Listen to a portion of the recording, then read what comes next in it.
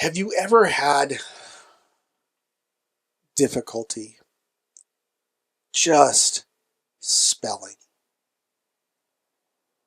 Have you ever had to work through that? We're going to talk about dyslexia.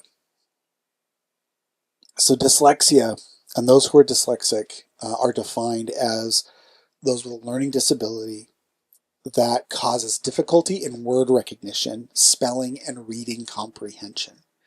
So if you're dyslexic, you have problems with, of course, spelling, recognizing words, and being able to read them, um, and then reading comprehension. And the way that it's been explained to me through those that have had severe dyslexia is that they may look at a page and it's like the letters are all moving around, and so it's really, really hard to read what's there and focus on what's there.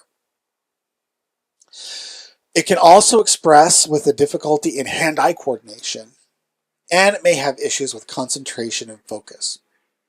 Social situations that require reading can cause anxiety and constant fear of failing, and so they're often mislabeled as either slow or lazy. Um, Controversies aside, there was an episode, two episodes of The Cosby Show that really stuck in my mind back in the day. And again, I'm dating myself because this is back when dinosaurs still roamed the earth. The one is where Theo's talking about his bad grades and, look, I'm trying really hard. I don't get it. I don't understand. Maybe I'm just not smart. And his dad's like, you buck up or else, because Bill Cosby's just like, you buck up or else. It's a bunch of claptrap. You're smart. You can do this. And the thing is, he was smart and he was struggling. And it wasn't until several seasons later when he goes to college. Theo's in college. And while he's in college, a apt professor looks at the work that he's been doing and says, you know what? You might be dyslexic. Let's get you tested and we'll find out. Now, keep in mind, his dad is a pediatrician. His mom's a lawyer. I mean, they're very intelligent people.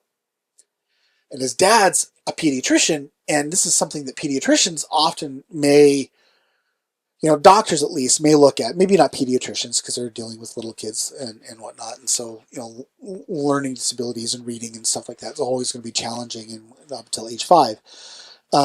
But they should be aware of that. But, again, back in the 80s and stuff like that, things are very different. And so it was when he got to college and they recognized that it was a learning disability, that he had dyslexia. That's when he started to thrive. And he decided to become a teacher. And then another episode later on, he starts explaining it to a student who is also expressing dyslexic learning and dyslexic behaviors. Not having difficulty with word recognition and spelling and reading comprehension. And so that really stuck with me because, you think they're slow or lazy. They think they're slow or lazy, or maybe they're struggling. And there's a lot of anxiety that gets built up around that. And it's not. It's just a different way of processing. Now, the great thing about people with dyslexia is they tend to be highly intelligent.